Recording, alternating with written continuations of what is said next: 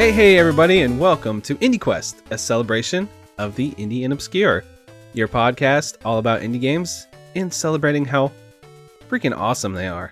I'm here with my co-host, Steve, today. How's it going, man? You know, it's going pretty dang good. Any day that we get to hang out is a good day.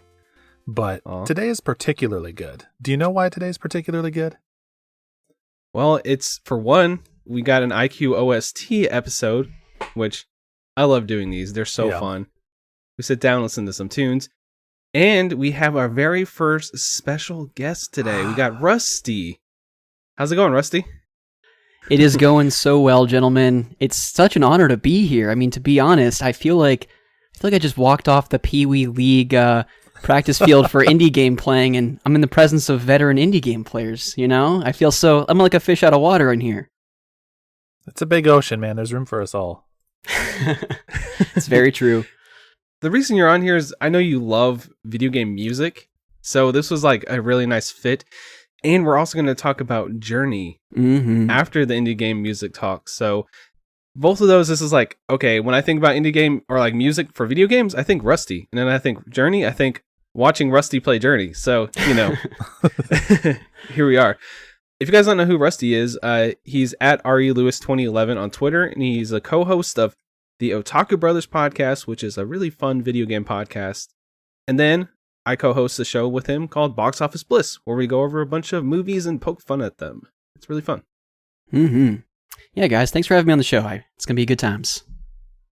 So if this is your first episode, which if it is, please go back and listen to the other episodes. There's a lot of cool stuff back there. But what we do in IQ OSTs is we sit down. It's an indie game music listening party. So just like always, we all went and picked songs to listen to together. We sit down together here. We listen to this live, and then we have reactions. We talk about why these songs are awesome, and we deep dive into why we picked the picks we picked. So what I'm going to do is hand it off to Rusty first for his very first IQ OST song choice. What'd you pick for us today? So I think I'm definitely taking some creative liberties here with this one, all right? Because what's the true definition of an indie game nowadays, all right? So there's a little bit of story behind this one. About 7 years ago, all right, there was a group of ex-developers from one of my favorite video game companies of all time. Little company called Rare. Some of you might be aware of this company. And they split off and formed this smaller company called Playtonic Games. And they teased this Project Ukulele. There was this big old, trailer for it, and there was a Kickstarter. It ended up being funded, and it became this little 3D platformer called Ukulele. And big fan of the game, largely because it was kind of the spiritual successor to one of my favorite games growing up, and Banjo-Kazooie on the N64. And two of my favorite video game composers of all time, David Wise, who's probably most famously known for doing the Donkey Kong Country games, and Grant Kirkhope, who's famous for doing Banjo-Kazooie, DK64, Perfect Dark, among other games, they kind of collaborated to compose the soundtrack for that game.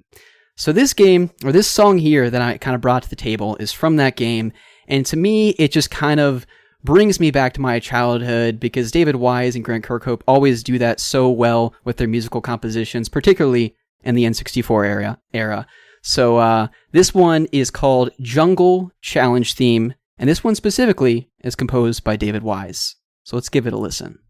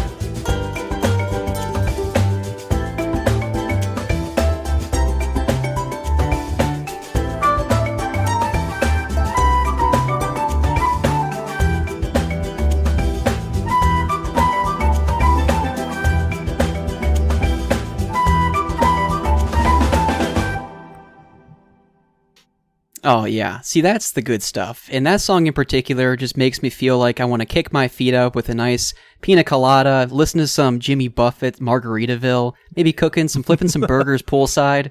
That's just a song that makes me feel like summer. Yeah. And I mean this 100% as a compliment. That song has a quality to it where it fits perfectly as background music while you're playing the game, and sort of like just kind of complements what you're doing but doesn't draw a lot of attention to itself. But then when you isolate it and you're like, I'm just sitting down and listening to this song, you're like, there's a solid amount of depth and variety here. I'm feeling it. I would call this a certified bop. Yes. That's exactly what I was going for. I like the steel drums. It really adds that tropical flavor to it, which, like you said, just makes you feel like you can just kick up, have some pina coladas, and just zone out and just vibe with it. I love it. It's a great track. Awesome. Yeah. Glad you guys got a kick out of it. The only question I had when you were bringing tracks was, which ukulele song was it going to be? Am I that predictable, Blink? Any true fan of the Otaku Brothers like myself would know how big of a ukulele fan you are. I respect that, and I appreciate that. All right, well, you've set me up nicely for a little bit of a transition here. Now, I wouldn't say that the next song we're going to play and my first pick is quite so tropical summer vibes, but I do think it has some real summer energy. So this is from a game called Wander Song.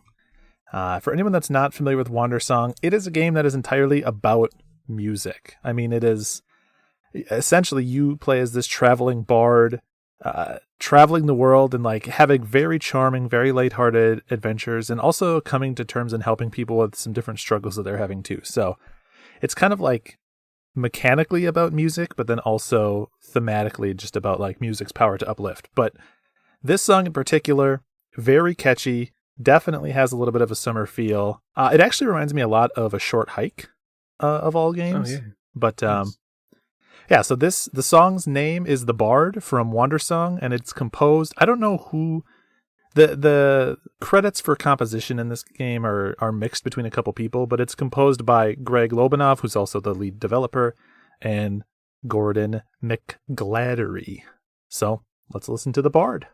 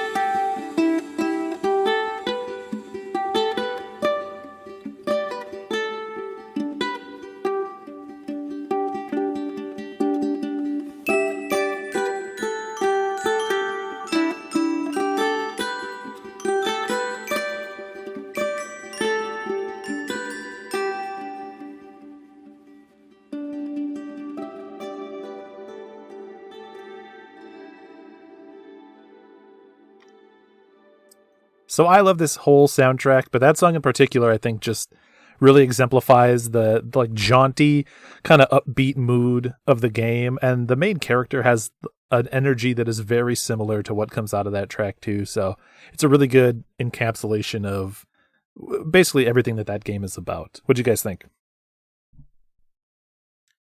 I think it has that, when you said a short hike, and then like there's like a moment where like it kind of has like not really a drop, but like a tone change a little bit.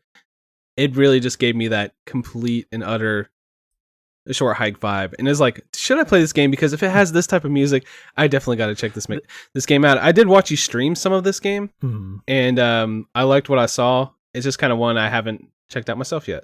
Both games remind me, that song and then the music from A Short Hike, I should say, both soundtracks, just remind me of like 6 or 7 p.m. on a sunny evening. The sun's going down. Everything's just kind of getting golden. The wind has died down. It's warm, but it's not too hot. Maybe you got a nice glass of lemonade as you're winding into the evening. That's the mood. That's a beautiful picture, but yeah, no, I agree and echo everything that Josh said. That game just overflows with so much personality and charm, and like Josh, I do remember you streaming it and just seeing this like little Peter Pan character running around with so much energy, just shouting from the rooftops, singing all of these songs, so colorful, and that song just kind of embodies all of that. So yeah, definitely great pick. Loved it. Awesome. So Josh, what's your first song for us? Okay, there's a little game called Nidhogg 2. Have you guys ever heard of Nidhogg? Yes, I have. It's a game where you joust or something, right? Yeah, so they came out with a sequel that has like this really bizarre kind of like just grimy 16-bit style to it. And they added a bunch of different weapons, like you can get a bow and arrow and a bunch of stuff. So basically, it is a 1v1 like fighter. And usually it's like a one-hit kill, and you try to get to the other end of the screen. So each screen, it's kind of hard to explain. You have 2 people, and you're fighting, and you're trying to run the other direction as you go, and then you try to get to the other end to get eaten and sacrificed by this giant worm called the Nidhogg. So it's super fun. But the thing is about the soundtrack is they get some like kind of indie, like industrial, electronic EDM type music, and it has to be catchy to the point where you can hear it over and over again and not get sick of it. So each world has like a different song, and this one is from, I think, the nightclub section. There's like a nightclub stage that you go on. It's called Knapsack, and it's by I guess it's one person. It's a guy named Geotic, something like that. And it's just like a really funky and cool electronic song. I really dig it. So nice. Let's jump in and listen to it.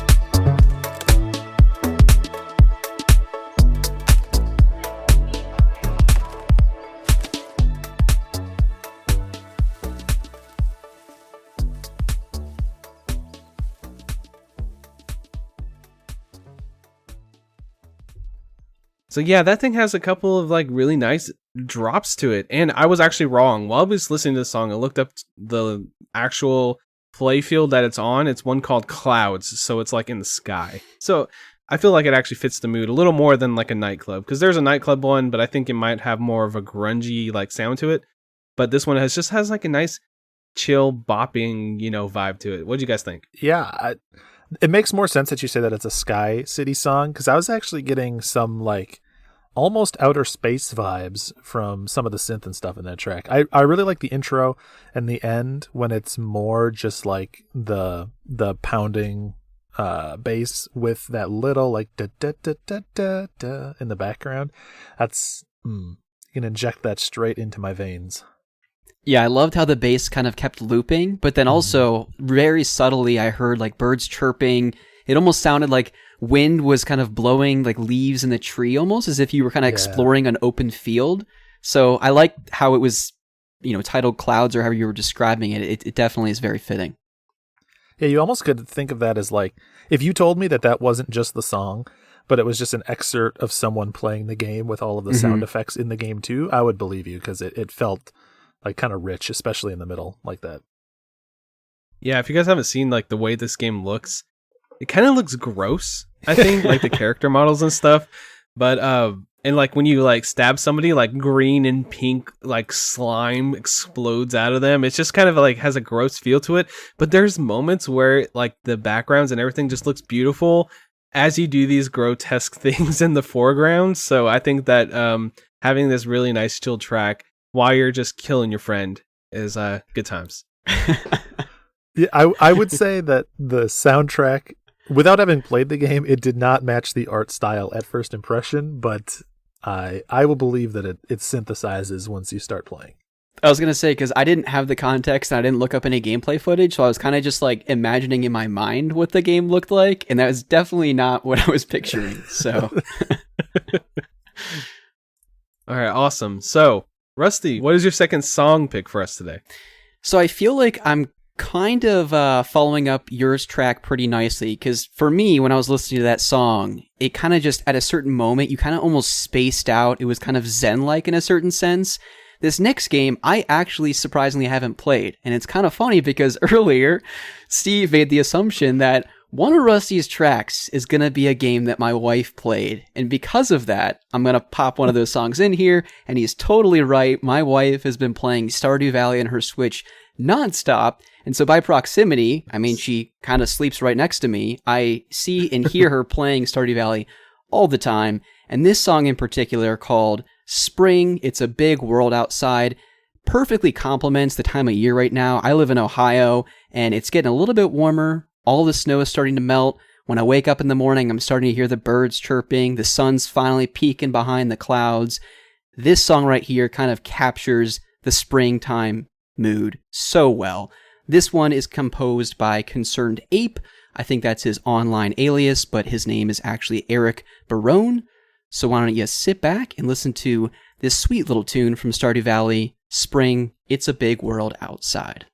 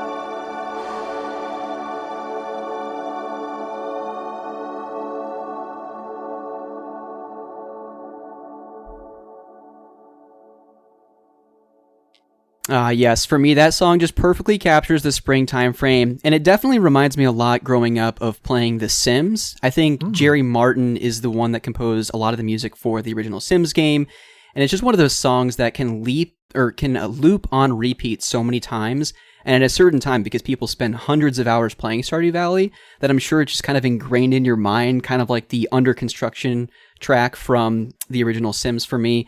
But there's a certain point in that song, we're about 2 minutes in, and it's just, to me, it seems like some kid got a xylophone for Christmas and just went ham on learning how to play the xylophone. Not messing around. And it just bops. Feels so good. It sounds so good. What do you guys think about that one? I loved it too. It was very good. I think you're spot on with the springtime thing. So I'm in Minnesota, and the last couple days it's been in like mid to high 30s. So snow's all starting to melt, and at least here, when it gets to that temperature, it's basically balmy. Like, I'm out in shorts and a t-shirt. I put my windows down as I'm driving around. And so it's funny you bring this song, and we've kind of all had this sort of springtime theme to a lot of the music we've been bringing. I think maybe there's a subconscious itch for us all to get to warmer weather here soon. Absolutely. Yeah, and I always respect when it's one creator that does everything for a game. So I know Concerned Ape did the sprites for the game, did the coding for the game, did the gameplay, did the music. So just thinking about this one auteur making this beautiful track, like by itself, is just already amazing. Then just thinking about what it actually applies to, like this huge, expansive game that kind of is like that infant, like that gobstopper that you just keep on sucking on, right? Yeah, pretty much.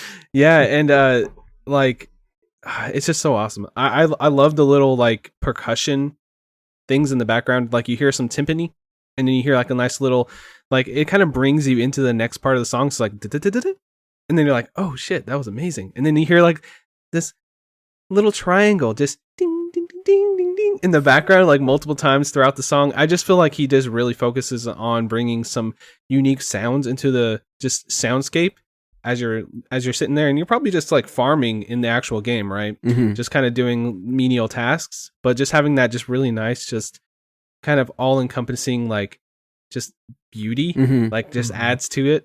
I love that. I love that about a game, and this game is just one of those that is like, dude, why haven't you played it? This seems like it's so much up my alley, especially this music, and it just makes me feel like a little sad that I haven't tried it out yet, because I was just like, wow, that's gorgeous.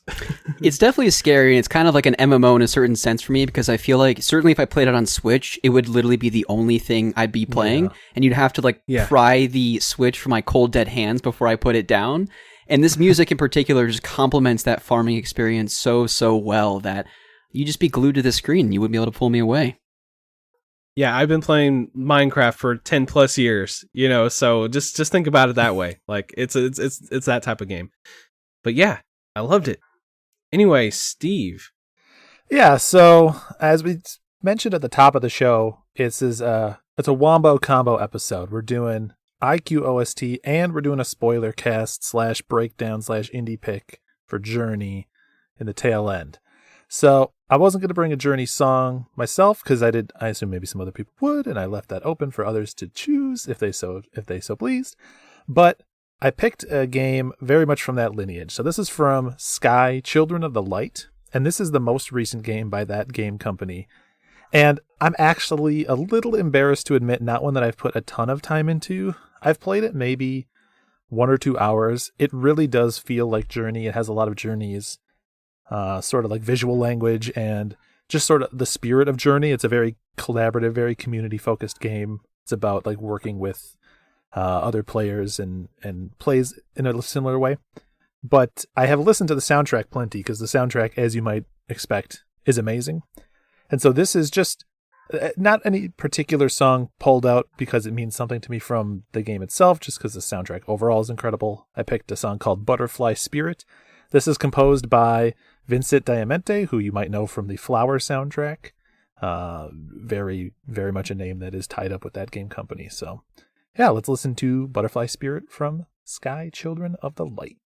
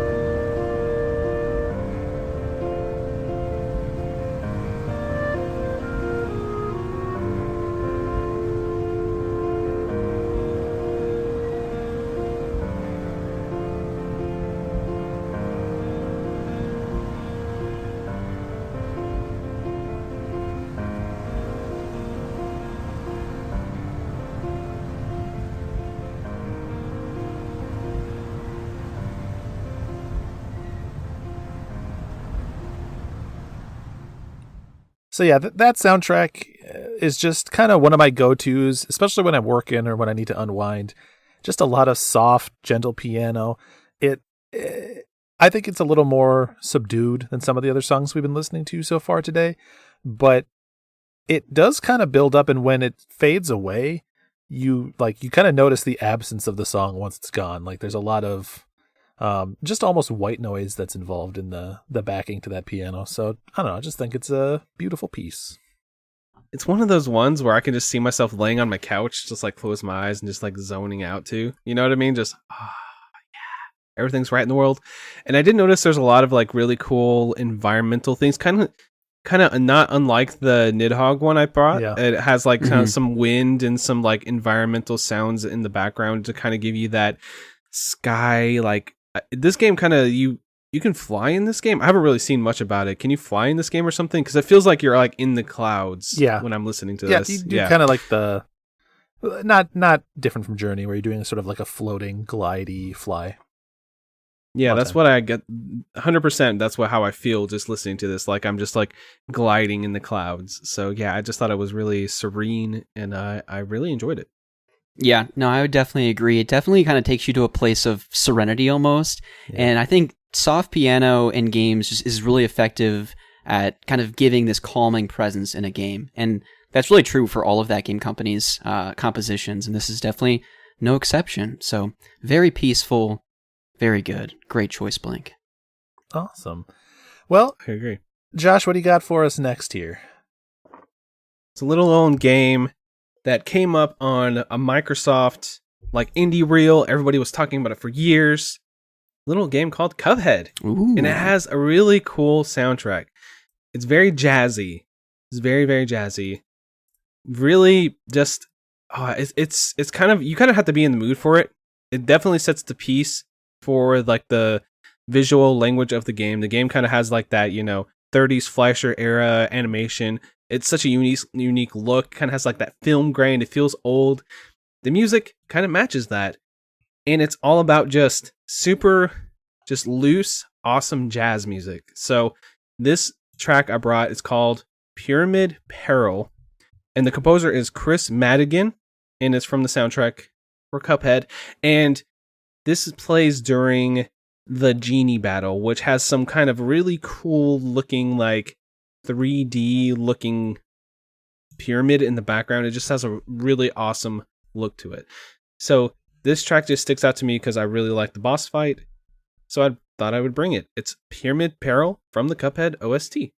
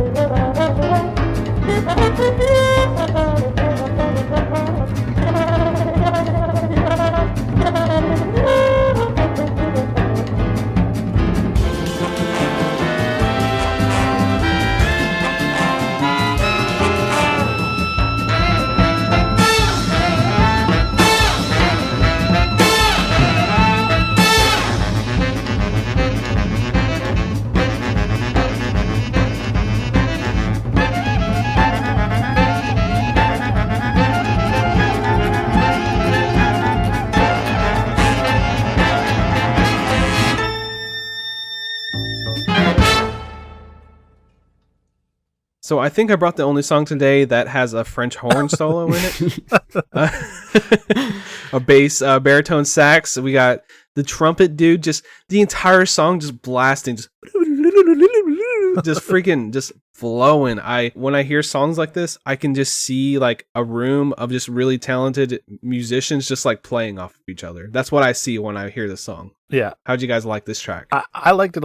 I was getting very punchy as it went on. It was so high energy that as the track went on, I just started getting like goofier and more energetic. And now I'm basically just rocking back and forth in my seat. So, dude, good pick and very different from anything so far. Yeah, no, I feel the exact same way. For me, I just pictured like a ballroom full of people in a pre or post COVID world, and some dude just like snapping his fingers. He's just a 1, a 2, a 1, 2, 3, and then the band starts playing, and it just sets in motion this giant room of people just dancing together. Absolutely, and every so often, you know, whoever's in front just kind of points to one of the dudes on one of the instruments, and that just goes off on a 30-second solo for a minute, and then they all bring it back together. Yeah. That, if you guys haven't heard the Cuphead soundtrack, that's the entire soundtrack. Like, it was hard for me to pick one, so I picked one of my favorite bosses to go along with the song. But like every single track in this game is that feel and vibe. So if you want that vibe one day, just throw on that OST and just chill out, because it's not an everyday listen to me, but it's like I'm just kind of feeling jazzy today. I think I'm listening to some Cuphead music, you know? Yeah, and that game's fantastic. We definitely need to bring that here to talk about someday, like officially for an indie pick, but that'll be down the line. Yeah, there's a list of games that I always just think of as inevitabilities to show up on IndieQuest one of these days, and that's certainly on that increasingly long list in my head. But we have a third round of picks to get to, so Rusty, what's your final choice here? Well, Josh, I don't think you could have picked a better song to transition into my final pick, because I think this kind of has a similar vibe and sound to it. And this is actually from a game that you picked on the first IndieQuest song picks from A Hat in Time, 3D platformer. And the composer for this track is Pascal Michael Stiefel. And the original song plays in, I think, Chapter 3 of the game.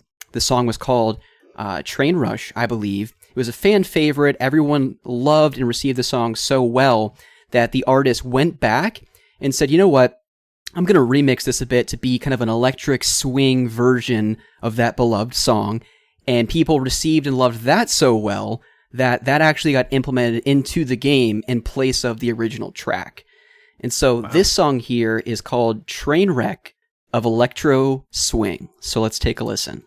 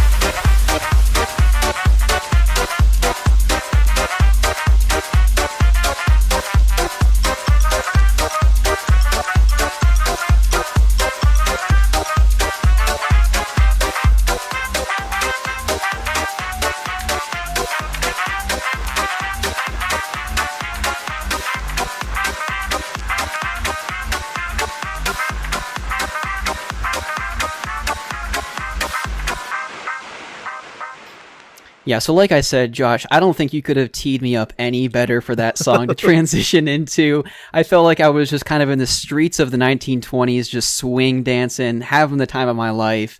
And the thing I love about that song is that there's a certain point, maybe 30 seconds to a minute in, where you think it's just going to kind of keep looping the same tune, but then it just keeps introducing new instruments and new synth sounds, and it's an absolute certified bop in my opinion. Yes. I was up way late in the night last night trying to prep for this, and I already had the ukulele and Stardew Valley tracks picked, and I was like, I have to get one final song to kind of, finish me off here. I felt like this was kind of the best track that I could pick. I can hear the original song in my head as that was playing, so it's kind of like knowing what the original track sounded like and hearing this like really like even more, like the original track's pretty high energy already, because it's kind of like trying to mimic the sound of like being on this like old-timey train, and then hearing this like really cool and like electronic version of it, I just really dug it. So keeping the high energy going was just really got me in that good vibes, you know. I don't think I can say it any better than Rusty did. It's a certified bop. So I guess you have one last song for us, Steve, right? I do.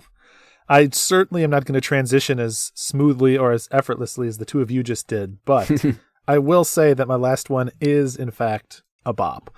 So this is from the game The Messenger. The song's name is Civilization in the Cloud, or Civilization in the Sky Future. And for anyone that's not played The Messenger before, that future is very relevant in the title. It is, kind of your typical looking retro-inspired ninja action game, modeled very much after Ninja Gaiden and things like that. But sort of the hook, and this is maybe a little bit of a spoiler for The Messenger, but it's an old game and it's not a big spoiler. It's in the trailer. Even still, I want to make sure that if people are sensitive to it, they should be gone by now. You should be out of here. Stop listening, but then come back in a couple minutes. Sort of the big mechanical hook is that halfway through the game, you switch from an 8-bit style to a 16-bit style, and you can actually swap back and forth between them. So all the environments are modeled in 8 and 16-bit, and then to complement that, the soundtrack swaps back and forth between more NES-inspired and a more Super Nintendo or Sega Genesis-inspired soundtrack from the 16-bit era. And so there's two versions of every song. This is the future version of Civilization in the Sky, which is the Cloud Ruins area. I think it's really reminiscent of a Sega Genesis track, and it's also the first 16-bit song you hear in the game, and coincidentally, it's my favorite one. So let's give it a listen. This is The Messenger's Civilization in the Sky, composed by Rainbow Dragon Eyes.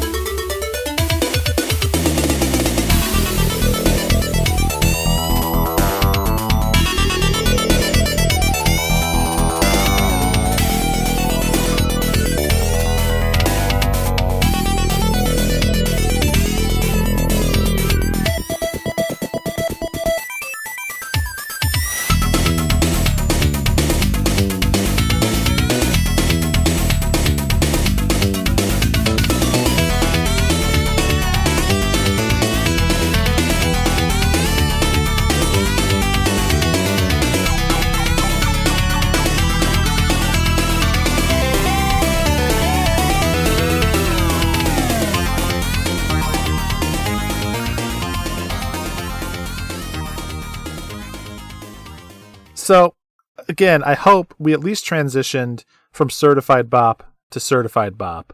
That I would say that like the hook of that song is in my head 45% of my total waking hours on any given day, just constantly. So I hope you enjoyed. I definitely did, and just I look how they change up the tempo. The tempo kind of stays the same, right? But they start playing the notes on half beats, so it's kind of slows it down in the middle, but in a cool way. It's like doom, doom, doom, doom. It's hard to explain, but pretty much there's like a section of the song where everything's kind of played a little. It feels almost like a slower, still the same exact tempo, but kind of gives it that nice like you feel like you're running, and then you like jump off a cliff for a minute, and then you get like a nice like slower part, which just it's very fast, very frantic, and just I just like the way it felt, and I just think that it definitely suits the game, and I would agree, it's a certified bop. Yeah, 100% agree. And just to piggyback on what you were saying, Josh, I do feel like there was a point in the song where it felt like a car just kind of went off a ramp, and it was kind of just like, poof, and then it hits the ground again, and it's just like, you just keep going, right? So good. And honestly, if we weren't recording an episode for an indie game-specific podcast right now, you could have told me that was a song from a Genesis game, and I totally would have believed you. Very, very good tune. Awesome. Well, I'm glad you guys enjoyed. We only have, sadly, one more indie song pick here for us, and we've given the honors to Josh. Why don't you give us the closer? Give us the best song you've got. I don't know if it's the best song I got, but it definitely it's gonna change the vibes to a little more chill, a little more serene, to kind of go with the final game we're gonna talk about to close out the show. You know, we're gonna be talking about Journey, right? And I figured let's do something chill. And there's a game called Kind Words, and this game's kind of hard to explain. Pretty much, the game is all about sending nice notes to people and then getting nice notes from other people. And it's literally called Kind Words. What is it, like? Chill songs to write to. That's literally the name of the game. Most of the tracks in this entire game are just like super chill lo-fi beats. And this song is called Lavender, and I would consider this to be one of the primary like songs in the soundtrack. I don't think it's one you actually earn. You can actually earn songs as you play like different tracks. This is pretty much like the primary song for this game. And the reason I brought it is I wanted to just highlight this game. I think it's a really nice and positive game, and it always gives me a smile when I play it, because you're just sitting there, you're just responding to people that are having troubles in their lives. You send out things and people will send you positive messages back. You get like cool stickers that you can put on the notes. It's just a very unique game. Have you guys ever tried this game or seen anything about this game in the past? I've only ever seen you stream it a little bit, but I'm generally aware of it. It honestly reminds me of like, have either of you ever visited the website Post Secret? Are you familiar with it? So it's a website where people send in anonymous postcards that are just about anything. Sometimes they're uplifting. Sometimes they're talking about something stressful that happened in their life. Sometimes it's, it can take anywhere in the range of happy to sad. And this game just kind of reminds me of like a two-way Post Secret. Like, rather than just sending the anonymous postcard to get posted up on a board, also someone can anonymously write back to it too. So I think it's an awesome idea. Yeah, and you don't use your real name, you just use like an initial. I just chose F for frantic, And it's like some people will just send you like the most dark and horrible moments of their lives, like, dude, I just thought about killing myself, and you're like, oh shit, should I respond to this? Like, that's my dilemma of playing this. Like, should I actually like say anything back to this person? Because I don't want to say the wrong thing, which is something that I come across playing this. But a lot of times this is like, man, I'm having a bad day, I'm kind of down on myself, and then you can send them a positive message like, dude, you're awesome, people love you, keep on keeping on, keep your head up. So this music in the background is just really soothing. I would say all the tracks in this are very soothing. So I wanted to bring that to kind of bring in Journey, because Journey is a really soothing and just really nice game. So I felt like this would fit there, and I kind of knew I was going to be the last one to bring a song. So this is going to be Lavender, and it's made by Clark About. Let's listen.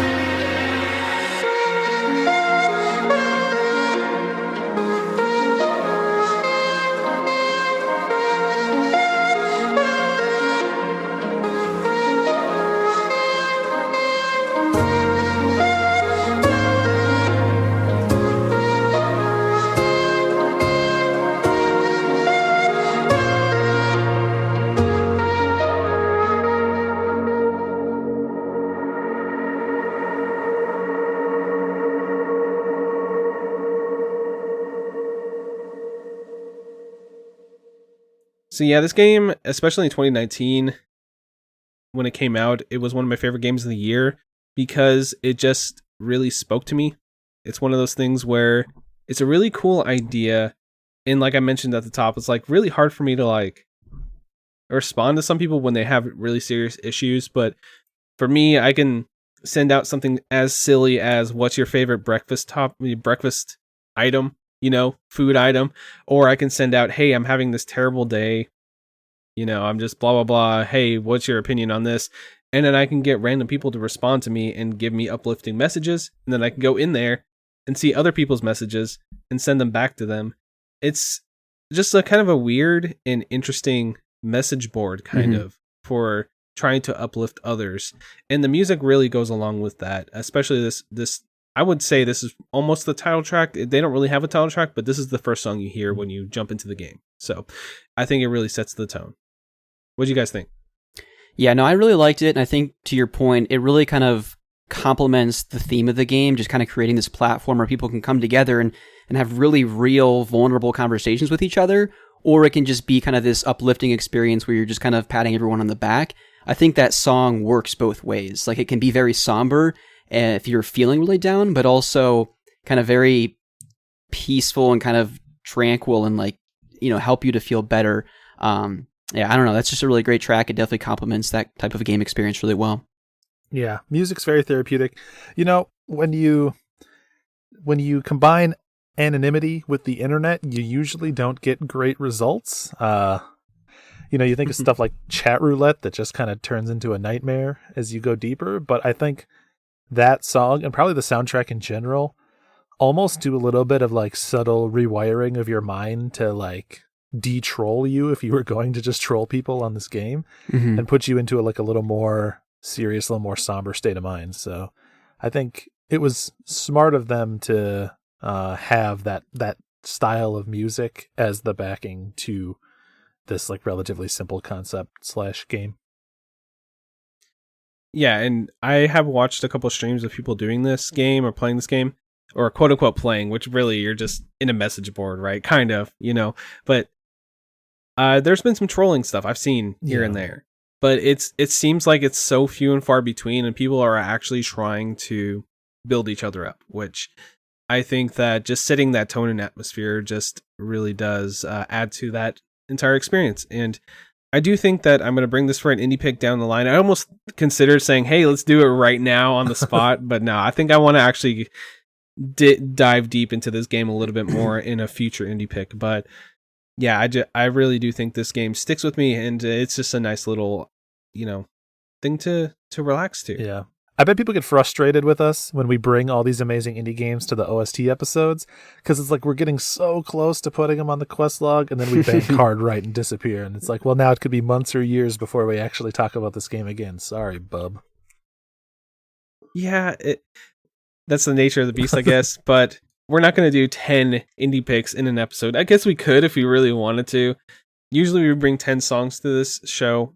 You know what? One thing I realized just right now is that we've only brought 9 songs to the show. Interesting. So I think that to lead into our indie pick for this episode, which for the very first time ever, every single person on this show is going to bring the indie pick together.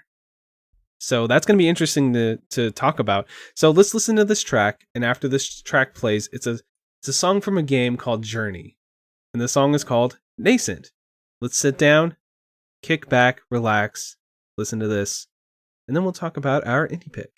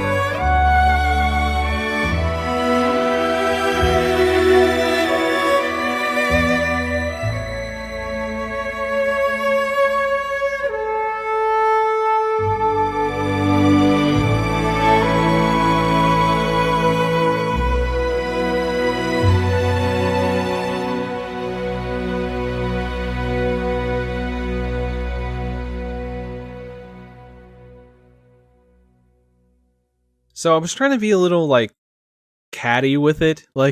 Oh yeah, you guys totally don't know what the indie pick is, but we've said it multiple times. It's Journey. So as a bonus treat for this IQ OST, it's a special IQ OST because we have a guest, and he's a huge fan of a game called Journey from ThatGameCompany. So this indie pick, we're all at the same time bringing this indie pick to chat about for you guys' amusement today. So, Steve, let's break down Journey for the people out there. Yeah, absolutely. So, if somehow you've never heard of it before, I would love to know the intersection of people that listen to an indie game focused podcast and have never heard of or played Journey before, but I believe that you're out there, sweet viewers. So anyone unfamiliar, Journey is, I guess you'd call it an adventure game, like an adventure platformer. It's developed by ThatGameCompany. It originally was released on PS3 in 2012, I believe. And this game, I think, we'll do our best to describe it, but it's a lot more feeling than tangible when it comes to how you engage with it. And I think what makes it so special and where the magic comes from. But narratively, I guess you're traveling from the starting point. You know, the game boots up, and off in the distance, you see this like gorgeous mountain that's kind of like split down the middle. And your journey is just to get to the peak of that mountain. And it's all, the game is all about what you encounter and who you encounter along the way. It is a co-op game at its core, but how your interactions with other characters go can really vary from experience to experience or from play to play. So you'll be kind of navigating from these different environmental like modules, essentially like different play areas, to get to the top of this mountain, working with one other character as you go. And I think what'll really help us here, and you guys can let me know if you disagree, I feel like this is a game we all obviously wanted to bring. We've beaten around the bush on this for a long time, and when we were bringing Rusty on, we knew that now was the time, because this was an inevitability. If anything, the only reason it hasn't shown up on IndieQuest yet is that it was too sacred to just toss in alongside some Sludge Life or something else. But hey, Sludge Life's cool. I like that game. I'd be curious to hear from the two of you, and then I can share mine after, what your first experience was like playing through this game. When you played it, what it meant to you, and then what your experience was with the other players, because I think everybody has like a little bit different experiences they go through, and it can actually really shape your impression of the game. So Josh, why don't you hit me first? What was your first playthrough like? So I feel like, I don't know who I heard talk about this game. I feel like I listened to somebody say, hey, Journey is a must-play game. You got to check it out. And I actually had heard loosely what the like conceit is, where random people can join your lobby and stuff.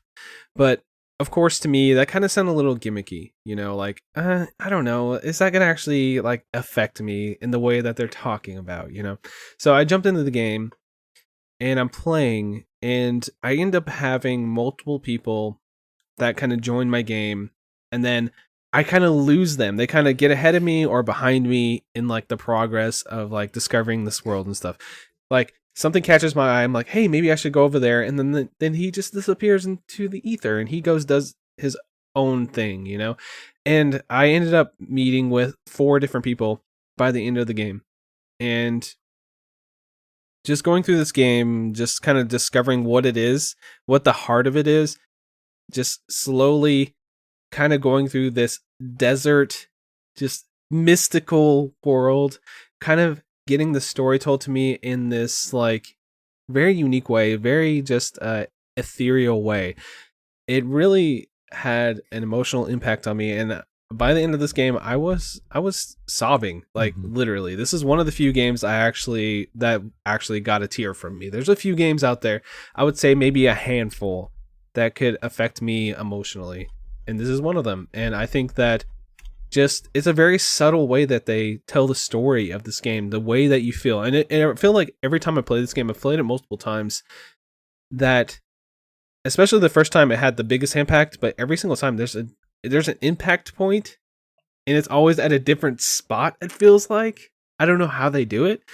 And for such a short and beautiful experience, I feel like it's just easy to say that it's one of the best games of all time because of the way that they tell the story without telling the story, if that makes any sense. Yeah, no, I think it definitely does. And, my experience playing the game is a little unique in the sense that, when it came out in 2012, I was in college at the time, and I really was not spending a whole lot of time playing really unique and niche games. I was more getting lost in Skyrim and playing Skyward Sword, Dark Souls, and things like that at the time. And I was fortunate that, I was a part of the YouTube gaming community back then, and everyone was talking about it. It was all the buzz. Everyone was naming it their game of the year, and there was just all this hype surrounding it, but I never really looked into why, outside of kind of how you described it at the beginning of this discussion, Steve.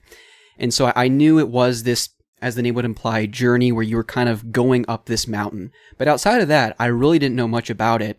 And so years go by, and last summer, I started streaming on Twitch, and I was very particular about the games that I was playing because I wanted to oftentimes, or more often than not, experience something for the first time so that I can kind of enjoy that with anyone that hopped into my streams. And so I thought, what a perfect time to finally play Journey because it was kind of remastered for the PS4.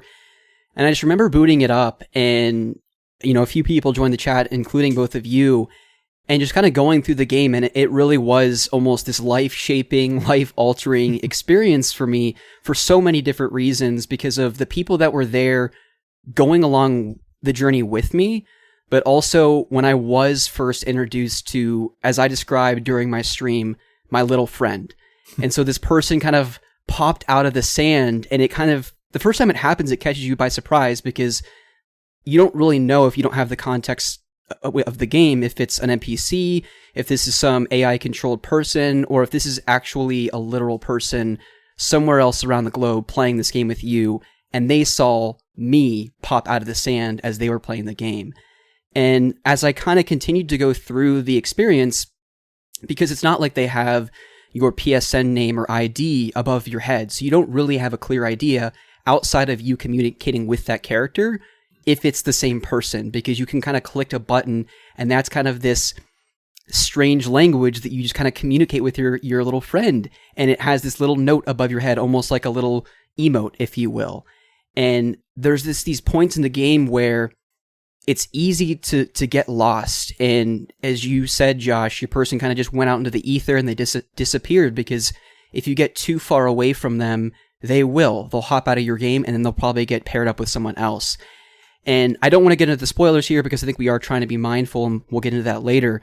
But towards the end of the game, there was this kind of gut-wrenching, crippling moment for me where I thought I'd lost my friend. And I was going through kind of this dark section of the game and going through these tunnels, and then there's this platforming section. And I just remember being at the base of this platform and seeing above me a little light of my little friend hitting its button like a mad person, trying to get my attention. And then I hopped on these platforms and I got on back to my friend, and we continued to go through the rest of the experience together. And when the credits rolled, I found out that I had actually gone through the entire game with this singular person.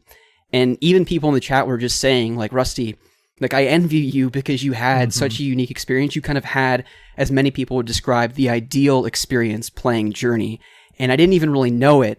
But similar to you, Josh, and probably similar to you, Blink, I was in tears by the end of the experience because I felt like I'd gone through it with one of my best friends, even though I don't even know who they were, And it's just, the way they're able to do that ThatGameCompany is just, it's just brilliant.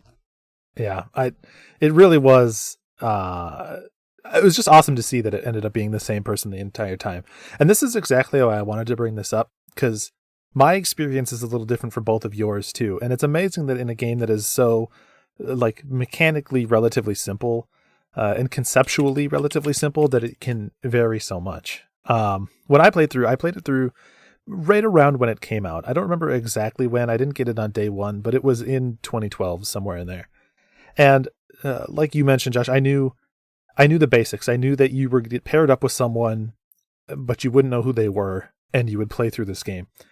But when I played, because that's all that I knew, I was under the impression, as with most co-op games, that you'll get paired up with just one person. You'll, at some point early in the game, they'll pair you up, and then you'll play through the game together as a co-op game. And so I got paired up early on with someone, and we're doing with the little emote, the little chirps that we were talking about, and we kind of like developed our own little language of communicating back and forth. You develop whatever your version of Morse code is going to be with this person to get your personality across and get their personality across. And I'm playing through the game, going through all these levels with my same partner, and I'm noticing like halfway through or so that they're not being as responsive as they were, or like did I annoy them because they're not really chirping back or anything? But I was like, I don't want to read too much into these little chirps. It is what it is. And it wasn't until the end of the game when I finished it and the credits roll up, the credits show you the PSN names after you beat it of everyone that you were paired with. And until that moment, I was under the impression that it was just one person. And when it scrolled up and I had 6 different people that I had played with over the course of my game, it blew my mind because, I mean, yeah, there were moments where we had gotten separated or lost, but I didn't know that that meant anything in the context of the game. And so it completely like flipped the script in my head of the experience that I just had. One, what I thought was like someone no longer talking to me, I'm realizing was me engaging with an entirely different person and their personality being different, and that coming across even though you can only press one button to communicate.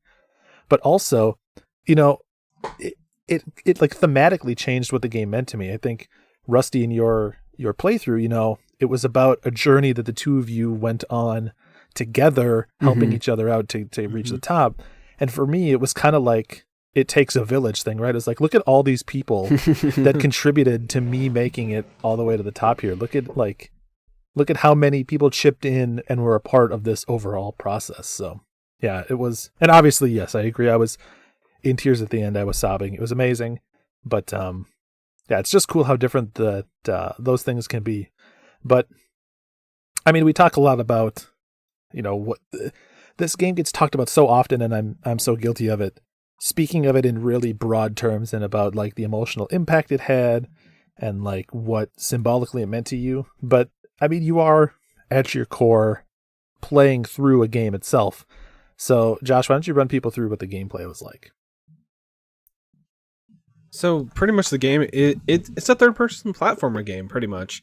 You play as, do the characters actually have a name? They're kind of like hooded characters, or like they have like this giant, is like a hood or a tarp on them, pretty much, right?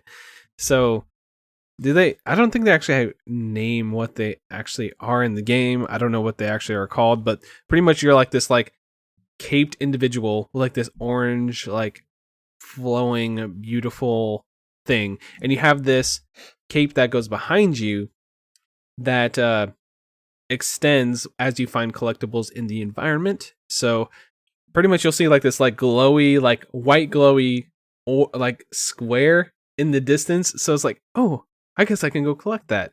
So if you take the time to collect all these things, the cape gets longer and longer and longer as you play.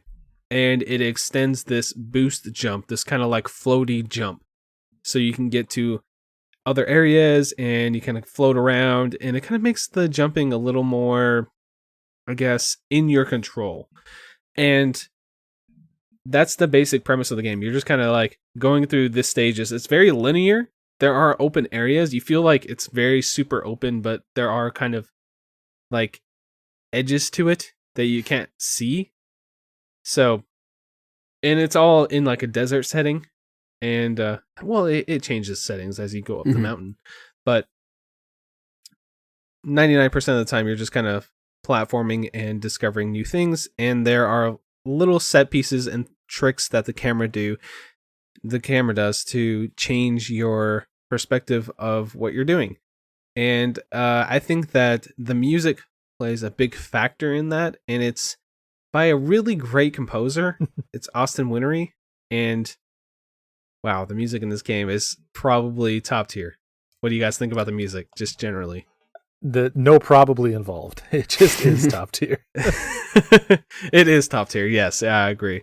I think that for just getting those like super chill, like awesome vibes, you know, you get from listening to like game music. It also has those super really epic orchestral moments, and those play a part in the actual like gameplay too. I feel like the way the music, the graphics, the gameplay all work together is kind of like just the secret sauce that not many games actually accomplish. And man, we're gonna basically just be like just loving this game as we talk about it. Like, we all love this game. It's obviously just one of our favorite games ever. But yeah, I think the gameplay is just really tight and really fun to play. And then it just like adds to this just super, what's the word? Like ethereal, majestic feel that you get as you play. Yeah, no, I definitely agree. And I think from a gameplay standpoint, I mean, ultimately, I think Blink kind of hit it on earlier, that it just shines in its simplicity. I feel like the character movements, jumping just feels so natural. Exploring these levels kind of just happens so organically. Like, you're right, there are some open areas, but it's never so daunting where you feel like you need to explore every nook and cranny and collect the collectibles in the game. It just kind of happens so naturally that, I mean, it's just such great game design. I don't really know what more to say about it, but definitely shines in its simplicity. You know, it's impressive when I think about the environments. Obviously, the whole game doesn't take place there, but the first part and a decent chunk of the game takes place in a desert. A desert is not an easy area, in my mind, to develop interesting or unique gameplay, because it's kind of like an ocean, right? Where it's a lot of the same visually, but none of that comes through in the game at all. It's all incredibly varied. It's all incredibly interesting. And like some of the most striking moments, in fact, probably the most famous moment from this game, which is as you're sliding down that like golden sandy slide as the sun comes in through the windows of the ruins. I mean, that's all just in a desert area. So they were like all in on the environmental and creative liberties of this one. Yeah, I think that it really stands the test of time, really, especially like the physics for the sand and then like the lighting. I think this maybe is like a testament to how great lighting is just generally in video games, because like the lighting in this game is so stunning. It really sets the tone, especially when you go from this beautiful desert, which when you think of deserts, you don't really think beauty, but somehow this game conveys that. But when you go to another area which I'm not going to spoil here because we're going to do a little spoiler chat at the end, where it's kind of desolate and it kind of like has a stark comparison, stark difference. I think that they just do such a good job with the color palette and the lighting to make this game have different layers to it to experience. And I think that it's just a masterclass from the music, from the gameplay. The gameplay is fun. Like, I actually feel like this game is actually fun to play on top of having, you know, this emotional resonance, which is it's kind of a weird trick that they play on you. Like, this game's actually kind of cool and fun, and then you're like, oh yeah, okay, I kind of see what they're doing, and then by the end of it, you're sobbing, like you're in a pool of your tears, and it's just, I don't know, it's something that they do to, I don't know, trick you a little bit, but in a good way. Yeah, so I agree, and I think this game, like from the perspective of its art direction, holds up.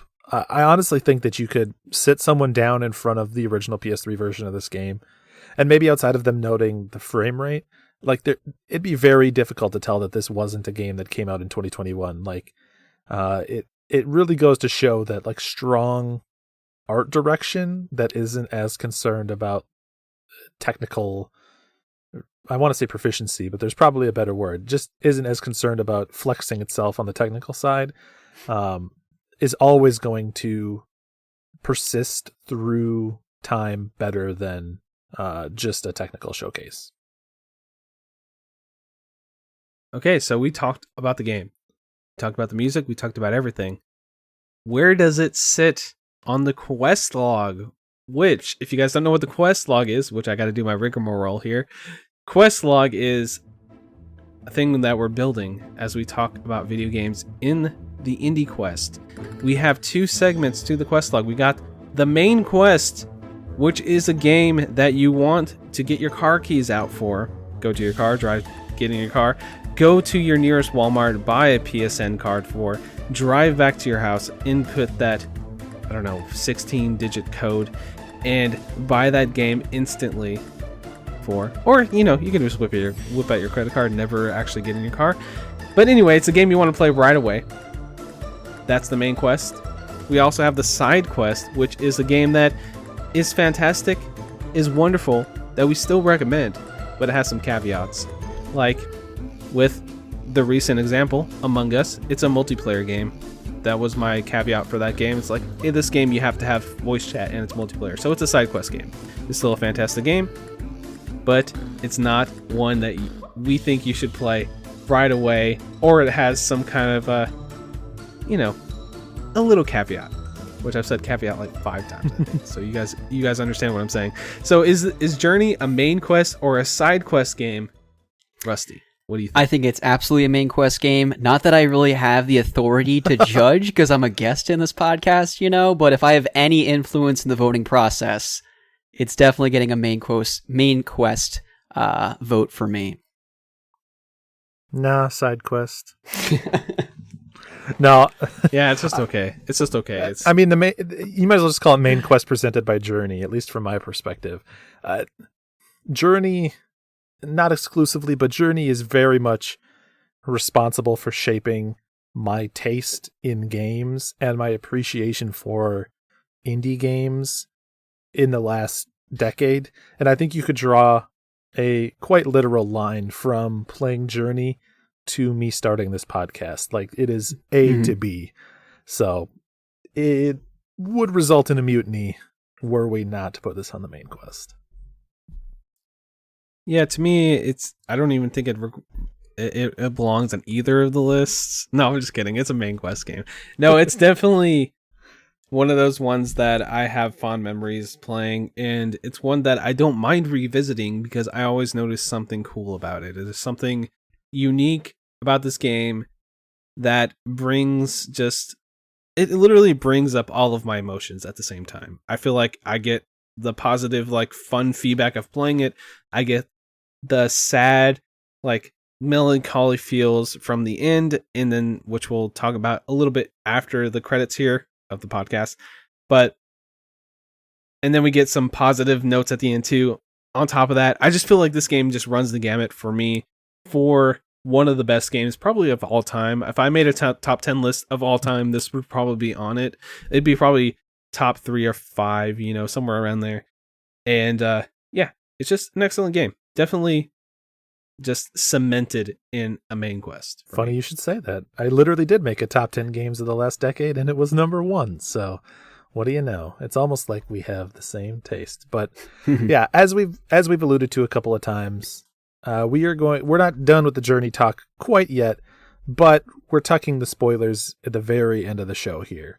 So I want to give Rusty a chance to kind of close his spoiler-free thoughts, but do stick around for more on the ending of Journey and a little more around how, like, I think music plays into certain areas of the game and just kind of overall where them feels come from. Yeah, I mean, just to kind of wrap up my thoughts, it's tough because this game does mean so much to me.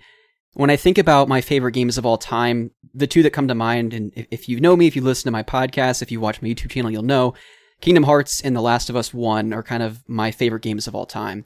But when I think about my favorite experience playing a video game, Journey is without a doubt at the top of my list, and definitely is somewhere among my top 3 games of all time. I would really have to hash it out, have some serious internal monologue with myself to determine where Journey fits among those 3 games, because all 3 of them mean very different things for very different reasons to me. But it is certainly a shining example of how this medium is just raised to new heights. And to think this game came out 8 years ago, I played it 7 years after it came out, and it still had such an emotional response for me, is just telling how this game is timeless. And I think it'll remain that way for years to come. Yeah, absolutely. And that's why we brought Rusty on, because we both played it. Josh and I both played it around when it came out, and we wanted to prove to you, the listener, that it's still good, even if your first experience playing it was many years after the fact, that it's timelessly incredible no matter what. But anyways, that will wrap us for the spoiler-free section of the discussion and for the IQ OST episode overall. So, as we always do, we got to do little plugs. Got to drop some plugs on the people. So, Rusty, as a guest of honor, why don't you tell everyone the thousands of places that they can find? Well, Josh kind of mentioned at the top of the show, you can find me on Twitter at RELewis2011. I also record a podcast with my brother-in-law called Otaku Brothers. You can find that on all your favorite podcasting platforms. We just kind of chat it up about all the video game happenings, what we're playing, all the fun news, all of that good stuff. So again, all the podcasting platforms, you can find it there. And then I also record a really fun podcast with someone that's with us today. He's the co-host here to IndieQuest, Box Office Bliss. We're going through the Fast and the Furious films right now, reviewing them, having a heck of a fun time doing it. So, Twitter, Box Office Bliss, Otaku Brothers, you can find me there. Awesome. Thanks for coming on, man. I wanted somebody special for the very first guest, and you're special to me. I think that you're a really great guy, and I love talking to you. I love podcasting with you. I think you're just so positive, and you have a great speaking voice, which is really awesome for podcasts, obviously. But you're just a cool guy in general. So thanks for coming thanks for coming on the episode. You know, as if Journey doesn't make me cry enough, now you're going to say all these nice things and put me on this soapbox here. No, it's just been such a great time talking with you guys. You know I love hanging out with you guys, and listening to IndieQuest is such a treat. So as an avid listener of the podcast, and to be able to sit here and chat with you guys is definitely an honor. And maybe someday in the future I can pop back on for some more indie soundtrack listening. Oh yeah, definitely. We'll have you on again. So I guess I'll be a little selfish now, and I'll plug myself here. You can find me on Twitter at Frantic Society. I also do other podcasts, a lot of podcasts. I basically never stop talking. Like, you'll hear me talk on a million podcasts, and then in real life, I'll just be like the silent guy in the corner of the room just taking in the atmosphere. So I feel like I just get all my talking out on podcasts. So I got a podcast called Frantic Thoughts, which is me talking about my life, things I love. It's all about positivity. I feel like every show I come on, I want to be the positive guy. I'm the positive guy. Unless I'm talking about Fast and the Furious Crossroads, and maybe I'll be a little negative. I don't know. But yeah, we got Box Office Bliss. We got Frantic Thoughts. We got Quick Save Club. We got... What else do I do? Oh yeah, IndieQuest. You're listening to that right now. But yeah, if we'll go over to my Twitter, Frantic Society, you can find all that stuff. And then me memeing about whatever else I'm memeing about that day. Steve, where can people find you? Yeah, so you can find me on Twitter and Twitch as BlinkOom, and just around. Honestly, listen to the Otaku Bros podcast, join their Discord, you see me there. Listen to Polykill podcast, join their Discord, you'll see me there. It's hard to avoid me if you listen to good podcasts, is basically what I'm saying to you. But you don't have to just follow me. You can also stay up to date with the show and follow the IndieQuest podcast on Twitter at IndieQuestPod. And you can also contact us via email at IndieQuestPod@gmail.com. We always like to hear community thoughts, questions, feedback. If you want us to discuss a certain topic, or maybe you have something that you'd like us to recommend on the show, let us know, and we will be happy to read it on air. We're a part of the Polymedia Network, which has a lot of great shows, including Polykill, which, Steve, you're a part of. And it's just you guys beating video games, talking about video games, and usually getting your butts a little chapped in the hot seat. Yeah, it's a good time. If you want to listen to me beat all kinds of interesting, fantastic video games, and you want to listen to Trev talk about the one Game Boy game he beat 20 minutes before we recorded the episode, I would highly recommend it. It's an excellent podcast. But no, really, it is. It's a good time. It's a good blend of, general games discussion mixed with a little bit of comedy in there, too.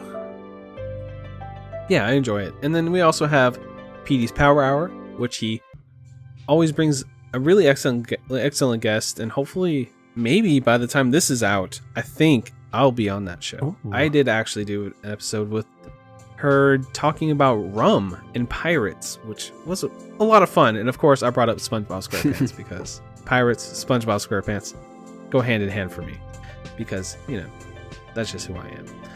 Also, we have Tales of the Lesser Medium, where they take video game narratives and they break them down. They poke fun at them. They do a lot of silly characters and stuff. If you guys want to hear just some really funny podcasts, check out Tales of the Lesser Medium, especially the Half-Life season. I was laughing so hard that my side was hurting on this recent season, so check that out. Yeah, and then of course there's also the Drunk Friend podcast, which is an interview show with Trav and SNES Drunk, where they talk to all sorts of different creators, runners, just basically anyone that is an interesting person they have on their show, and talk to them all about it. So They've had some great guests, and it is certainly worth your time and attention to listen to. Last but not least, we got Off Kilter, which is just a really super fun game show / comedy show. So if any of those catch your interest, go over to the Patreon. It's patreon.com/polykill and take a gander at what awesome things we have. So, like we said, if you're down for some Journey spoiler talk, stay tuned for the outro for the show. After this final song plays, we're going to just take off the pants. We're going to go full frontal and just go complete spoiler into Journey here. So let's sit back, relax, and listen to Apotheosis from Journey as we close out this show. And thank you guys so much for listening. Steve, if you have some final thoughts, let's send some good vibes out to the good folks out there.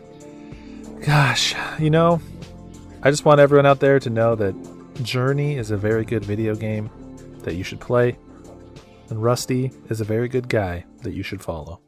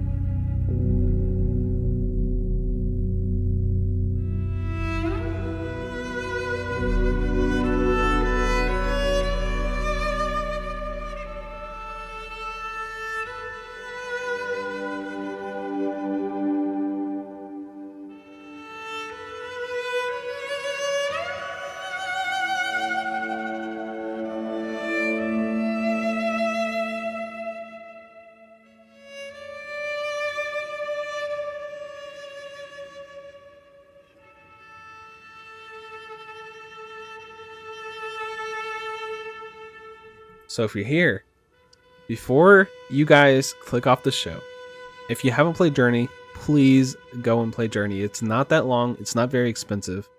It's on PlayStation 4 and PlayStation 5, PlayStation 3. If you're that far behind on the console generation, whatever. Anything PlayStation 3 and up, you'll be able to play this game for $20 or less. So go check this game out, play it, enjoy it for yourself before you listen to anything we're about to say. This is everything on the table, complete spoilers. So I want to throw it to Rusty because I know he has some really cool information about the music and Austin Wintory and all that stuff. So Rusty, what do you got for us today? Yeah, for sure. I mean, something like this, I'm just always so curious about, a composer's creative process. And because of how this soundtrack is just so brilliant, I want to get into the mind of Austin Wintory and see like how and why he composed the soundtrack to a game like this. And for me, and I'm sure both of you would agree, and whoever's played Journey, the music in the game is just so integral to the experience that without it, I just don't think the game works. And, I liken it to movies like Star Wars or Indiana Jones. You strip the music from those movies and it just doesn't work because I feel like the music is often just as influential as the events taking place on screen. And I think the music in Journey kind of has that same, kind of feels the same way. And so very, very early on when they were developing this game, the creative director, Genova Chen, met with Austin and he said, we don't really have a clear vision for what this game is going to be yet, but I want you to write a song that's going to kind of be the summary for the entire game's soundtrack. And so he was just kind of confused, but Genova Chen was like, and also can you do it in like the next 2 weeks? And so he kind of like left the meeting, and as he was walking out to his car, he kind of just in his head heard Nascence, the song that opens up the entire game with that cello. And so that he sent that to Genova Chen after he had composed the song, and that's when kind of the game development kind of kickstarted, and that was kind of the opening theme that guided the rest of the game's development. And what's so fascinating about that is that the rest of the game, as it was being developed, Genova Chen was like, all right, I need you to go back and compose another song. And he would send it to the development team, and then they would kind of create this prototype of a level. They'd send it to Austin to play. He'd recompose the song, send it back to them, and they kind of just had this ping pong match development, like collaborative development cycle. And that's kind of how a lot of the game was developed, was Austin composing a song, and that's kind of the canvas for the developers to create a level. Wow. That's awesome. And that, while I didn't know that before, that fits perfectly into the experience of the game, right? The music, it seems just like inseparably linked from the actions that you're taking as a player. And it kind of ebbs and flows as you do different things and like sort of rises and falls with both the pacing of the story, and with your decisions as the actor in the game. So it's cool to hear that was intentional and not just like a moment of accidental artistic genius, because it sort of reinforces everything that I think is so special about that game and how all the pieces come together so well. Mm-hmm. And one last thing that'll kind of hopefully lead us into the main moment we probably want to talk about, which is kind of how the game all wraps up and kind of comes together. Late into the development cycle, this game was actually supposed to come out in a year. They were supposed to complete and wrap production and ship it off. And, Sony was, I don't know what the contractual agreement was, but it kept getting delayed because they couldn't finish the game. They just didn't know how to wrap it up in a nice bow. And so 3 years after the development started, Sony was really putting a lot of pressure on them to say like, hey, you guys need to finish this game. And Austin, by association, had a lot of pressure to figure out a song to wrap this whole experience up. And so he felt this insurmountable pressure that if this game doesn't hit, it falls back on me. And so he and Genova kind of worked for months and months and months trying to figure out how they were going to wrap up the game. And the unfortunate thing is when playtesters were playing it, they kind of were just falling off, completely losing interest at the end. And I don't know this for certain, but at the pivotal moment before, I will say, you ascend, that's where the game ended. And so playtesters just didn't really know what they were supposed to feel.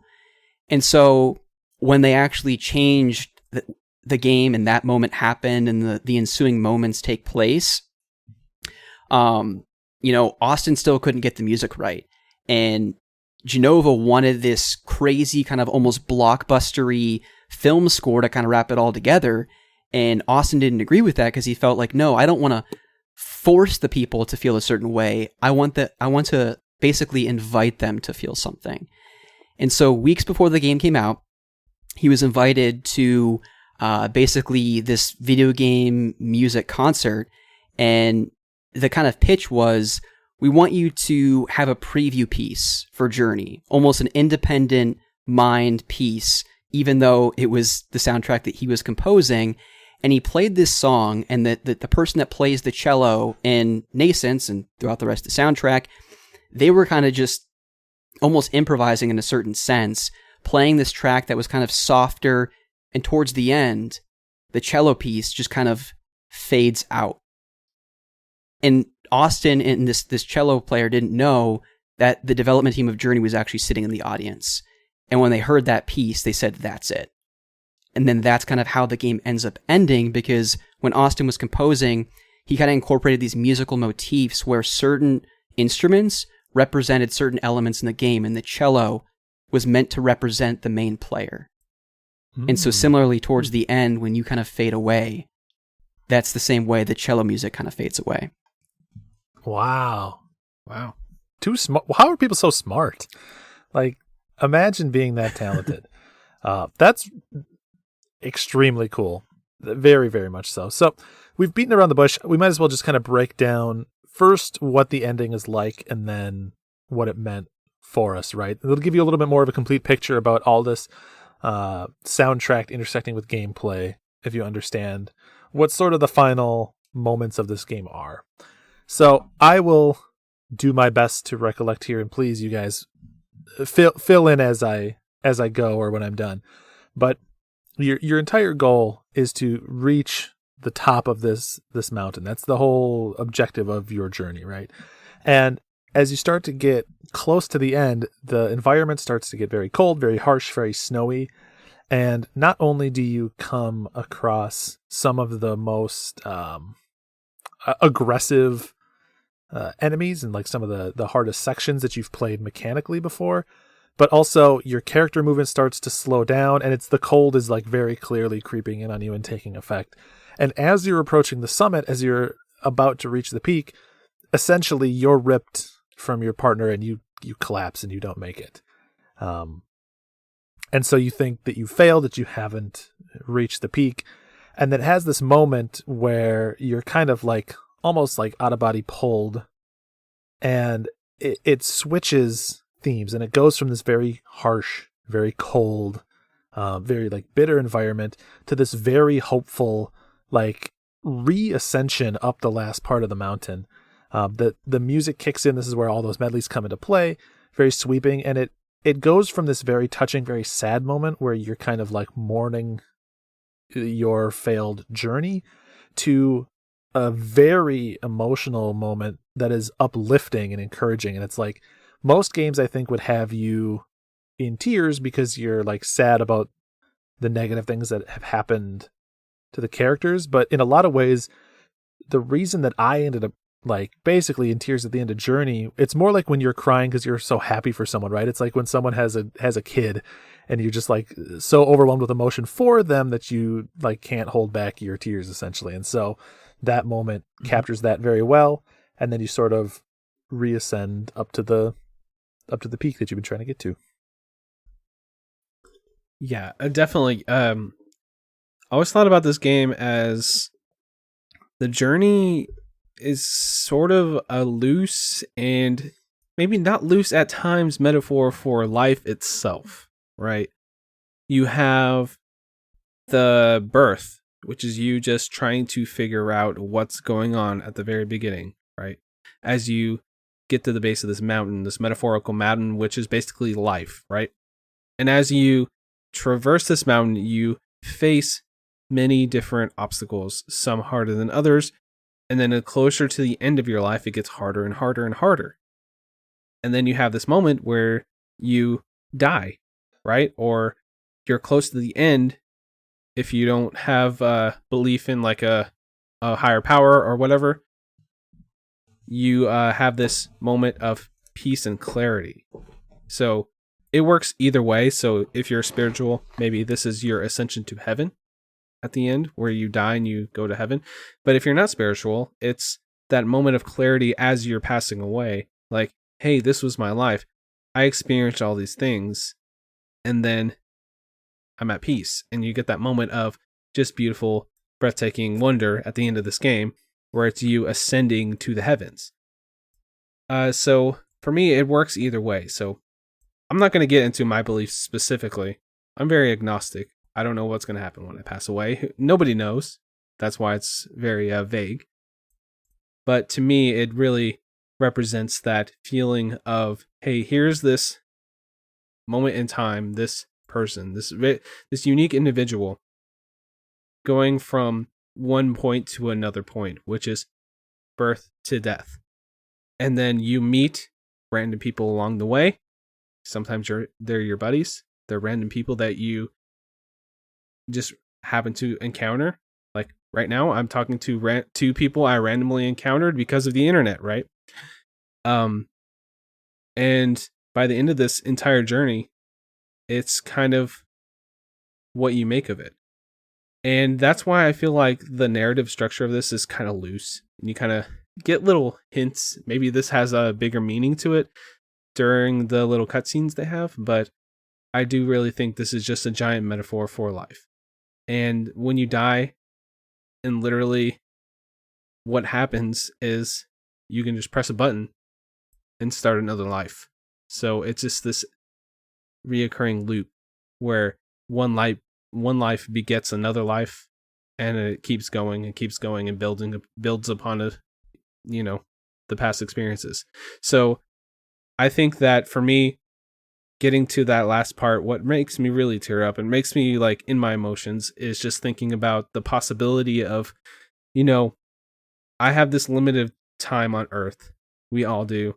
And then you get that moment of clarity, like, okay, this is what I did. This was my impact on this Earth, and I'm gone. And I think that this game really strikes that chord, and it does it in such a subtle way that it's unforgettable. Yeah, no, I pretty much agree with what both of you guys were saying, and I think that's the beauty of a game like this, is that it really is left up to the interpretation of the player. I think even if you talk to the creative director, Genova Chen, there isn't like a singular vision that the person had that said, we want the player to experience this and interpret it this way. And I think that is the beauty of a game like this, because I feel very similar to you guys, where you get to that moment where you feel like it is the end. And even when I was playing it on stream, I had this kind of split-second moment of like, did I fail? Did I not push the analog stick up fast enough, and I didn't get up that treacherous snow that was falling, and now I've passed away and I have a game over screen? And I feel like it's kind of a metaphor for life and death and rebirth, but also a metaphor for just the harder times in your life where you feel like you're weathering this storm that you're not going to be able to get through, and you get to the end of your rope, you kind of lay down your sword and you just can't do it anymore. But then maybe, you get a text message from a friend, or someone reaches out to you and gives you that little boost that you need, and then you ascend, right? You have the energy and the joy and happiness that you need to keep fighting and to keep going. And I think that's why the Apotheosis song is so brilliant, because it captures that raw emotion of let's keep fighting, let's keep living, because there's nothing more pure and special than life itself, because it is a precious commodity. We all have a limited, finite amount of it. And I think those final few moments that you have when you ascend are just so beautiful. And when you get to the top of the sky like that, I thought, well, maybe my little friend didn't also ascend with me. But then when I get to that point and the song starts picking up, it's like da da da da da da da da da da da da da, and then I see my little friend, and it's like, let's go, like we have to keep going on this journey together and see what the end has in store for us.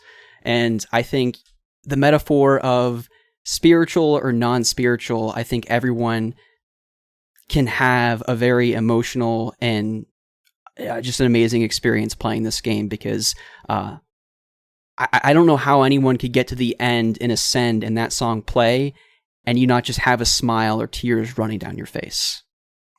Yeah, it's such like a perfect opportunity for you to release a lot of the tension you've been holding leading up to that point. And it's just like, it's also just a victory lap for you. I mean, mechanically, you're given kind of the full range and scope of your flight ability at that point. So you're sort of just getting to like play around in this beautiful area with no restrictions on you. But Josh, I think that is 100% like a spot on interpretation and I'm glad that it lands that way for you. I think you could interpret the story a lot of different ways. I think some people have interpreted it around like different stages of grief and really, like Westy was saying, however you map your experiences onto it is fine. But ultimately, like I don't even know where I land it necessarily on what I think it means. I don't know if I even have like a definitive, this is what I think they were trying to tell me, or this is what I took away from it. The only real core takeaway that sticks with me is however you interpret it, the message is clear that you're stronger with the help of other people, no matter what you're going through, no matter what you're experiencing, and that you're better and richer for having help from others. And I like that at the very end of the game, it loops back to the beginning, essentially, right? Like, you reach the peak, you sort of like become a shooting star, essentially, and you land back, and it literally ends on the start screen that you started on. Like, it is fully looped back onto itself. And so I've always taken to mean, like, you know, you can go through so much, and you can even end in the same place where you began, no matter what you're struggling with, but you're better for having gone on I wish there was a good word other than journey to say, but you're better than having gone on the journey. You're more richer for having had the experience, even if it doesn't feel like things have really, functionally changed, or your situation feels like it's where it always was. You're better off than where you started. I love it. I think that the way that this game does, the way it tells its story, and the way that the mechanics interact with the story, especially bringing in random people, does leave it open for interpretation. So me sitting here having more of a huge, like, overarching opinion about how this thing relates to life in general, and then somebody having a relation to, like you said, grief or something like that. I think this game just does the subtle storytelling in the best way, where you take what you will of it, but I feel like everybody takes at least something positive from it, which is, at the end of the day, is what you need in something artistic. I think this game is maybe the most artistic or arty art game there is. I don't know. I feel like a lot of games are compared to this game, and like you said, Steve, this really affected your view of indie games, like, going forward, or video games in general going forward. So I think a lot of people had that experience too, because of the way they tell the story, of the way they use the art and the graphics and the music and everything to tell this unique, just wonderful story and experience. Yeah. And something else that I would like to just, I guess it slots nicely into the spoiler section of the game. When you finish the game and you collect all the collectibles, you can unlock a different robe. You can unlock a white robe that you can then use to play through the game. And I've always liked that because, first off, if you have beaten the game and you get a white robe, you can't get paired with someone who is a first-time player of the game. The developers want you to make sure that your first time through, you're essentially fumbling your way through this game with someone else, because that experience of learning together is so important. But if you've gone through before, and even if you haven't collected all of the like hidden optional collectibles and things, as a white robe you can play through with someone else who's experienced in the game, and it'll functionally change your experience because you kind of both know where to go. And it switches it from more of like a learning together and leaning on each other to overcome the different struggles you might have, to almost more of like a teacher-student role. Or, if you're both white robes, or if you're both very experienced, it just gets to be kind of like a victory lap of two experienced players having fun and goofing around. So there's even stuff for people to go back and experience and guide players through finding all the collectibles and things after they've finished it, because they add in that extra level.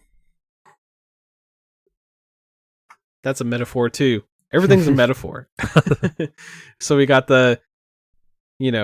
your YouTube, newborns coming into this world trying to figure out everything together, and then you got the slightly more experienced person helping the other person Sherpa them their way up to the top of the mountain again. Oh, man. I want to play this game again. I think I'm definitely, just talking to you guys, I'm itching to try this and play this again. I know. I was wondering, do any of the versions have a different trophy list? Maybe I can get a second round of trophies. Have you played it on both PS3 and PS4? I played it all the way through on PS3. I don't know if I've played the PS4 version. I don't think I have, to be honest. So those trophy lists are probably separate. Ooh. Be right back, guys. I do want to mention the Cartridge Club did a Journey episode too, and I played it originally just by myself, and then I played it again another time a few years later, and then I played it again on the PS4 version when they did their episode, and their episode's really good. So if you want some more in-depth conversation about Journey after you play it, and you probably should have played it before you're listening to this section here, go over to the Cartridge Club and check out that episode, because I really enjoyed that conversation as well. So any last final thoughts before we officially close out the episode for all the people out here in the special zone, all the spoiler people? Do you guys want to mention anything that you want to just leave the listeners with for Journey? I'll just say, sometimes I struggle to explain Journey to other people, because I feel like I come across in one of two ways. I either come across as basically a philosophy professor, where I'm trying to explain to you the intangible quality of knowing oneself and feeling emotion, or you're just describing what on its surface seems like a relatively simple platformer. So I would encourage anyone, again, to check it out, and divorced from all of the context that we've given it, to shape your own experience with it, because it really is the type of game that your mileage is going to vary so much from person to person. And I very rarely, if ever, met someone that didn't like it, but I've met a lot of people that had very different positive experiences with it. So for me, it's really one of those unforgettable games that will leave an impression on me, and it definitely left an impression on the industry as a whole. It won a lot of Game of the Year awards. This is one of those indie games that was like, wow, a small group of people made this game, and it's making Game of the Year all over the place, and it's being lauded for its soundtrack and its gameplay and its, experience, blah, blah, blah. And I don't think any of those are unfounded. I think this game is 100% one of those that is hard to describe on an audio format with people just chatting to each other. I tried my best talking about the experience here with my spoiler, talk here, and talking about how it really affected me and made me think about life in general and blah, blah, blah. But really, it's one of those that needs to be experienced. And I will sit down and tell everybody for years and years and years, years and years and years and years and years, and a million years until I die. Yeah, because I'm going to be old, Palpatine. I'll just get revived, I'll be 145 years old, because the Force will keep me, I don't know what I'm saying anymore. But, but really, the journey that I took, the original initial journey, and the 5th time I played this game was a different journey. So even if you played this game one time and you're sitting here listening to this spoiler cast, I just think that it's worth experiencing this game in different parts of your life. Because the first time I played this game, I had literally barely just went to college. And then the second time I did this, I went through some hardships, and I was in a down part of my life. and then I went through this in a more positive part of my life, and I feel like it always hits me a little bit differently. So even if you listened to this episode and you played this game one time and, I feel like I'm pretty satisfied with this game, I think that it's worth a replay when you're in a different headspace and you're a little older and your experience is a little bit different, because I feel like I always get something different out of this game. Yeah, I pretty much just echo all the sentiments that you guys shared. I think this is a game that really needs no introduction, but when trying to explain it to someone, it's very challenging. I would kind of liken it to just a movie that you don't want to spoil literally anything, so you just hand a friend a Blu-ray and just say, watch this, or you hand a friend a record or a book and just say, I can't tell you anything because I don't want to risk spoiling your experience. You need to just put this game in and play it. And I think I said the same thing in a beat tweet when talking about Flower, another game developed by ThatGameCompany. It really lays to rest the age-old debate of people talking about, are video games considered art? I think this is the shining example that completely debunks and is the mic drop moment when saying, yes, this game embodies everything there is about art and then some. Yeah, 100% agree. And like with the movie metaphor you give, this is like a 2 or 3 hour game, so it's not a massive time tax on you either. So hopefully you can find time, if you haven't, to set aside and give it a shot. And if you've already played this game, well, I hope you enjoyed an hour of gushing across 2 different segments, because it turns out it's a very good video game for very good people. Awesome. I think that we said all we had to say about this game. And thank you guys for listening to OST, IQ OST. I think this is the 3rd one. And hanging out with us. I think this game actually really tied into it because it has some of the best music ever. So to close this out, I want Rusty to close us out today, which I'm kind of throwing him in the headlights here. Tell everybody how... Hold on.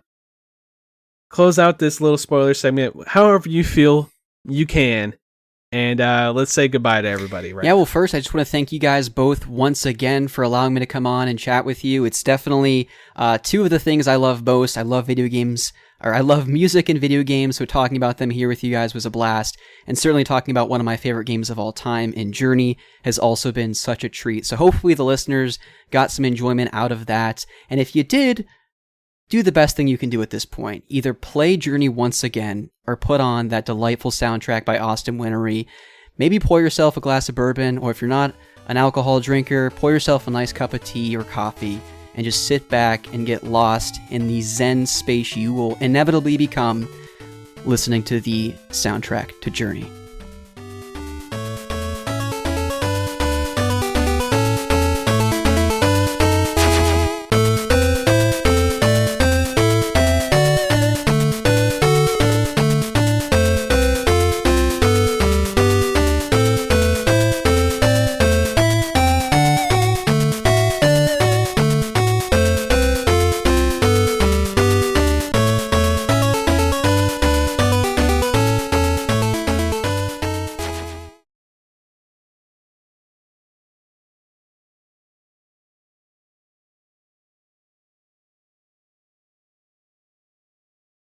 And each song we just give it a second. I'm doing terrible. It's all good, dude. I feel super nervous as it is just being here as a guest, so you're fine. You guys... Come on, get it together, squad. Steve's like, Josh, you never really had a problem. Note for future Josh. Hey, buddy, while you're editing this, you're doing a great job. There, that always helps. It does. It really does. Do you guys, when you're listening to these tracks, on the right is your YouTube recommending you songs that you're now mad at yourself that you didn't bring to the episode? Mine keeps being like, oh, what about this song? What about this music? And I'm like, yeah, I'll get to those eventually. We can't record an OST episode every week. I get like recommendations, just regular YouTube recommendations. Let's see what I got here. I got Good Mythical Morning, which I like. And then we got My First Time Needling. I don't know what that is. It's probably some craft thing. Pizza vs. Hot Wings. That sounds like something I would watch. Oh, Oh, man. Yes, so that song for me just perfectly captures the spring time frame. Guys, I can't do it. I can't do it. Easily your worst one yet. I watched him shut down in real time.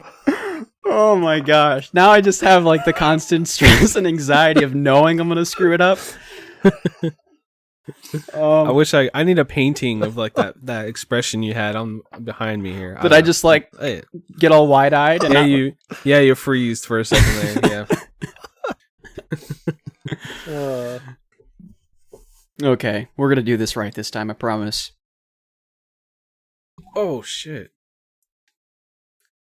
Freaking Tokyo Drift music started playing on my autoplay like super loud. Fast and Furious. Tokyo. It was like dun dun dun dun dun. I was like, oh shit. Anyway.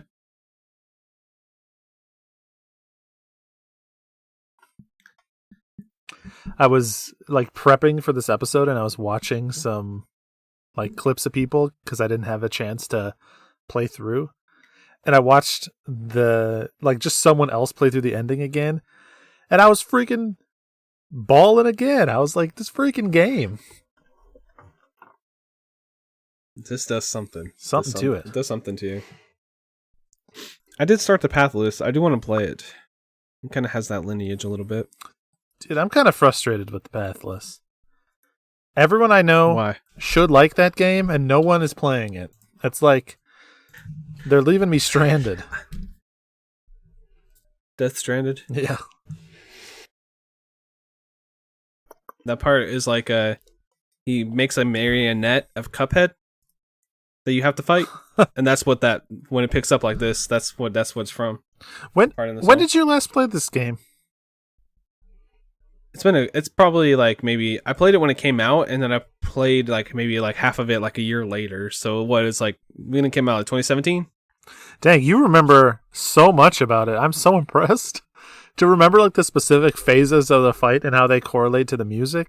Are you I'm like genius? Pretty like visual. Everything I remember is visual, so I just remember that.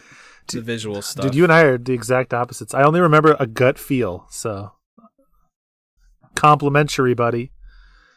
I appreciate it. You're the jelly to my peanut butter. I can definitely remember how to get from my childhood house to my grandmother's house from visual memory, and that was from like when I was 7. So when I was younger, before I was like smart enough to critically think about this, where the sun is rising or setting in terms of cardinal direction, to tell what was west, basically to tell if I was facing north, south, east, or west, I knew that my garage standing on my driveway facing out faced west. And so I would like close my eyes and I would imagine my standing facing out of my driveway and like orient myself along a map at every right angle intersection to where I was to figure out what direction I would be facing from there. It's funny you say that, Blink, because when I played piano growing up, and I only played for like 2 years, I could never remember which was my right or left hand. So I'd always position myself in the direction of my piano growing up.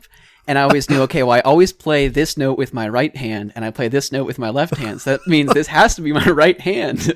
That's so good. Oh my God. Oh man, Josh, good pick. I got my energy levels up. That was really good. Yeah.